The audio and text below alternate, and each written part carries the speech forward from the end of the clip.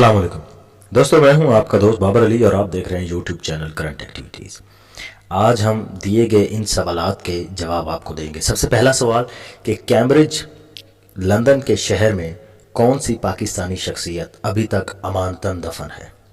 दूसरे सवाल, अटक सिटी का पुराना नाम क्या था, साहिवाल का पुराना नाम क्या था, फैसलाबाद का पुराना नाम क्या था, कोयटा का पुराना नाम क्या था, लाहौर का पुराना नाम क्या था और लाहौर किस नाम से मंसूब है। लाहौर का नाम लाहौर क्यों रखा गया।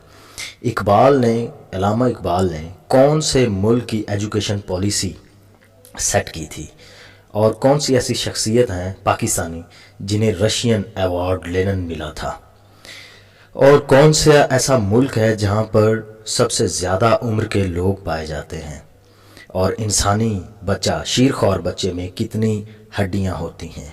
तो दोस्तों, पहले सवाल का जवाब ये है कि 3 फरवरी 1951 की सुबह इंतकाल करने वाले पाकिस्तानी चौधरी रहमत अली की 17 दिन तक कोल्ड स्टोरेज में पड़ी रहने वाली लावारिस लाश को बिलाखिर 20 फरवरी 1951 में 2 मिस्री तुलबा ने बरतानिया के शहर कैम्ब्रिज के एक कब्रिस्तान में अमानतन दफन कर दिया ताकि हम वतन लाश वापस ले जा सकें।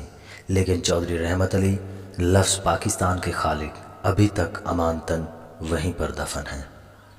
उसके बाद अगला सवाल ये है कि अटक का पुराना नाम क्या था।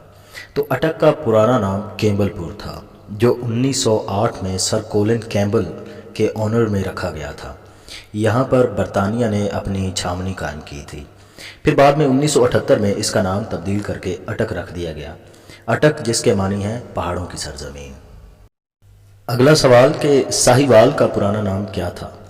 साहिवाल का पुराना नाम साहिवाल ही था, लेकिन जब अंग्रेज़ आए और गुगेरा से निकाले जाने के बाद जब वो साहिवाल को उन्होंने अपना मरकज़ बनाया तो सर रॉबर्ट मंटगुमरी के नाम पर उसका नाम मंटगुमरी रख दिया गया साहिवाल का।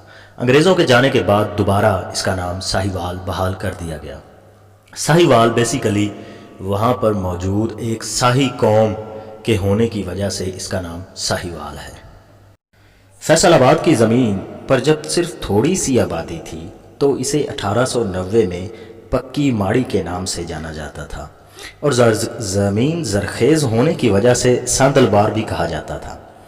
1896 में जब जंग की एक तहसील के तौर पर बरतानवी राज के लेफ्टिनेंट गवर्नर जेम्स ब्राउडुड लायल के नाम से बाकायदा लायलपुर का क़याम अमल में आया, जो 1979 में डिविजनल सदर मकाम बनाते वक्त सऊदी फरमारवा शाह फैसल के नाम से मौसूम कर दिया गया। कोयटा पश्तो ज़बान का लफ्ज़ है जिसके मानी किला के हैं। यहाँ पर कोई किला तो नहीं, लेकिन पहाड़ों के दरमियान होने की वजह से एक कुदरती किला बन जाता है, इसलिए इसे कोयटा कहा जाता है। इसका पुराना नाम शालकोट था, जो कि अहमद शाह अब्दाली ने मीर नसीर ख़ान की वालदा बीबी मरियम को कोयटा का इलाका ये कहते हुए दिया था कि ये आपकी शाल है। शाल यानी कि दुपट्टा है। उसी दिन से कोयटा को शालकोट कहा जाता रहा। उसके बाद अगला सवाल ये है कि लाहौर का पुराना नाम क्या है। लाहौर शहर काफ़ी कदीम शहर है, तो इसके मतलब मुख्तलिफ़ आरा पाई जाती हैं कि लाहौर का जो पुराना नाम है वो महमूदपुरा है, और बाज़ लोग जो हैं वो इसको महमूदपुरा नहीं मानते या महमूदपुर नहीं मानते, बल्कि इसको लवात्री मानते हैं। लवात्री इसका पुराना नाम है। खैर, लाहौर का नाम रामचंद्र जी के 2 बेटे लाहू और कसू, लाहू के नाम से लाहौर मशहूर हुआ और उसके बाद कसू के नाम से कसूर रखा गया।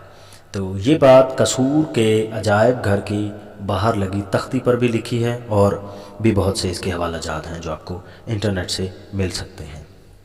उसके बाद अगला सवाल ये कि अल्लामा इकबाल ने कौन से मुल्क की एजुकेशन पॉलिसी सेट की। तो ये मैं देख रहा था एक PPSC यानी कि पाकिस्तान पब्लिक सर्विस कमीशन का एक पेपर, तो उन्होंने उसका जो करेक्ट जवाब दिया हुआ था वो अफ़गानिस्तान था। यानी अल्लामा इकबाल ने अफ़गानिस्तान के मुल्क की तालीमी पॉलिसी को मुरतब किया था। उसके बाद अगला सवाल ये है कि पाकिस्तान की कौन सी वाहिद शख्सियत है जिन्हें रूसी अवार्ड भी मिल रखा है। तो फैज़ अहमद फैज़ वाहिद पाकिस्तानी शायर हैं जिन्हें रूसी अवार्ड लेनिन प्राइज़ मिला, इसके अलावा कोई और नहीं। اس کے بعد یہ والا سوال کہ سب سے زیادہ عمر والے لوگ کون سے ملک میں پائے جاتے ہیں؟ تو میں بتاتا چلوں آپ کو کہ سب سے زیادہ عمر والے لوگ جاپان میں پائے جاتے ہیں۔ اس کے بعد اگلا سوال کہ شیرخوار بچے میں کتنی ہڈیاں ہوتی ہیں؟ شیرخوار بچے میں 300 ہڈیاں ہوتی ہیں۔ تو دوستو اگر آپ کو یہ ویڈیو پسند آئی ہے تو چینل کو سبسکرائب کیجئے، ویڈیو کو لائک کیجئے، دوستوں کے ساتھ شیئر کیجئے۔